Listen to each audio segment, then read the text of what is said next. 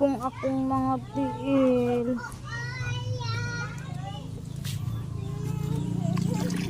Nagabon kay nang hupong akong paminaw sa akong tiil. Bilhod kaayo.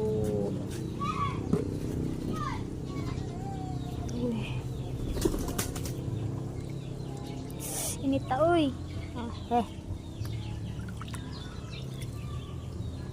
Paminaw sa tuhod ba mo sa ilalim guding?